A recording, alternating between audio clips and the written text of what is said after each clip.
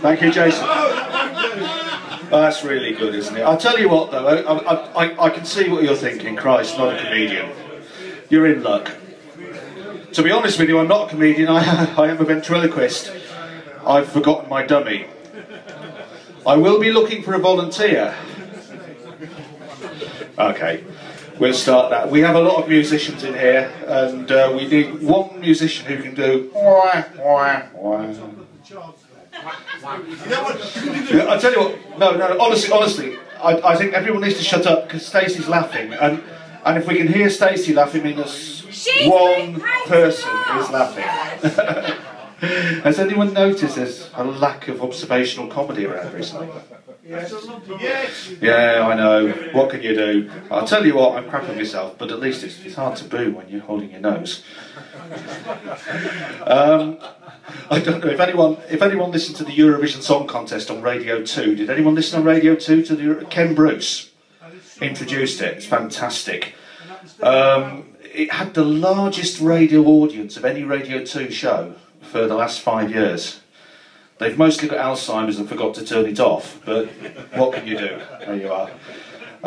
Anyone that knows me knows I'm a football fan. I'm wearing an Oldham Athletic shirt. I am an Oldham fan. I went to watch Leyton Orient versus Oldham. 4 or 5 weeks ago now it would have been, towards the end of the season, just before we avoided relegation. And I'd never been to Leyton before. It was fantastic. I was late for the kick-off though, unfortunately. No, I got out of the tune. I got a little bit lost. I thought, well, Leyton Orient versus Oldham, the best thing to do, I'll follow the crowds. Ended up in Tesco's. I've not got a good record with Tesco's, it has to be said. I mean, in recent times, I got barred from the local Tesco's, top of the road up there. Yeah. I went in, ordered a pint and asked for the pool table. Apparently not done. But whilst vaguely on football, it's the 150th anniversary of the Football Association, the FA. Sweet FA, as I call them. How ironic that the Champions League final was played between two German teams. But what can you do? Anyway, I have to say though, the coverage in the morning was fantastic. An impressive sight, Wembley. A towel on every seat. It was great. But, hey, it was indeed, yeah. Breakfast, yes. I know. I like the canoodling. You like canoodling, we like canoodling. Not enough seasoning, but what can we do? Speaking of sport, though, I'll tell you what, it's 2 weeks, 3 weeks till Wimbledon, something like that. Do you know at Wimbledon they use 28 tonnes of strawberries? 28 tonnes of strawberries in a fortnight. I mean, I've actually approached them, because I don't know if you know, James used to work behind the bar here, and James has started working for Wimbledon. He's got a very high-powered job there. That's not the cream. Oh no, we'll get to the cream in a minute. You wait for that. The cream comes at the end. You ask my wife. But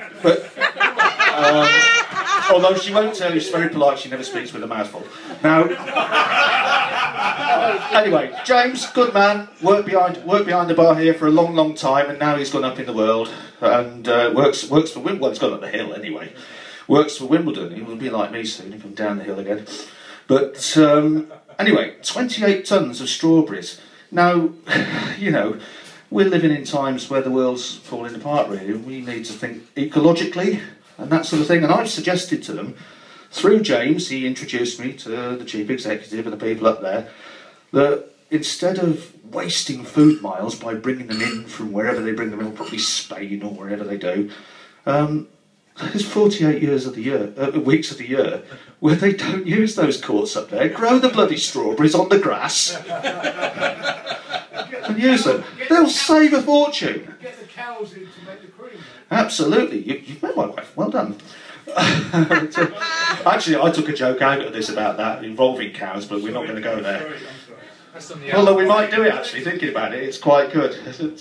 But James was telling me they had a photo shoot up there on Centre Court the other day, and they were taking rather racy pictures of the top 10 seeds in the Ladies' Championship this year. Rather exciting. It was for the favourite tennis charity. It's forehand relief. I can see that some of you, yeah, it's quite your cup of tea. But, I don't know if any of you noticed recently a lot of problems up in the air over London, shenanigans on aeroplanes coming over from Pakistan and various other places. I'm not going to get political and go into too much of that, but it did give me a couple of ideas. I've had trouble on long car journeys before now. And I've just been thinking, if the navigator or other passengers give me grief, I'm going to divert to Stansted and have the police shoot them. It's going to be easier. Mind you, I don't have trouble with the navigator anymore. I've got a sat nav. No, sat nav's good.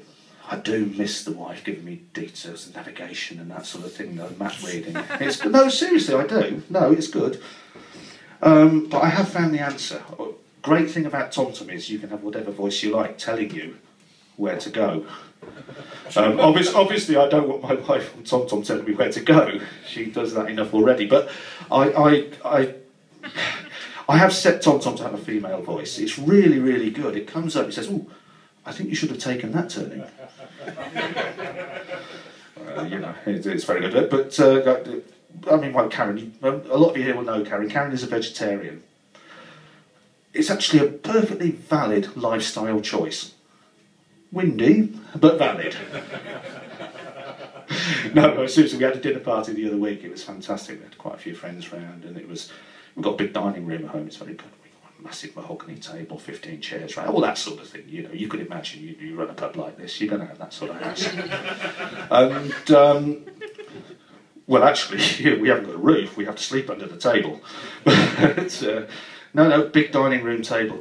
But obviously, Karen, vegetarian, halfway through the dinner, the last week's sprouts, you know, they made a rather aromatic appearance.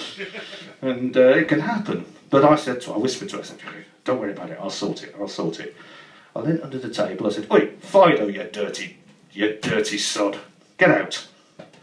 You know, there's a bad dog." I said, "You're a bad dog, get out." I went, opened the dining room door. In walked the dog. That one didn't work. But great thing about having a meal at home with your friends. French food is the best thing to do. A little romance is wonderful, it's fantastic. I like French food, but they're very lazy, the French. I mean, your English people, they go out. They go out. And they go out onto the moors and the wilds and they shoot their food, they hunt their food, they chase their food. They go out there in all weathers. They source their food in a very dramatic and worthwhile way. What do the French do? They chase fucking snails. Even I could catch a snail. Anyway, I'm going to finish the set with a charity appeal. We do a lot of charity work in here. Charity begins at home. We'll go back to my mind. Anyway. I'm going home then. Yeah. No, but I mean, a lot of you will have heard about the way that dogs can help people with disabilities. It's certainly something that... no, seriously. No, seriously, I mean, you look around you, I mean, there's guide dogs for the blind. Very, very important things. They're fantastic. They help them not bump into my tables, knock people's drinks over. It's embarrassing when they do that. Hearing dogs for the deaf. I don't know if they know English or not. I've never worked that one out. I mean, what language do you have a dog that speaks the language you are? But anyway, you've got hearing dogs for the deaf. But what I'd like you to encourage, I'd like you to support my favourite charity. It's an animal charity and it's to provide sober dogs for the pissed. Thank you very much. Well done.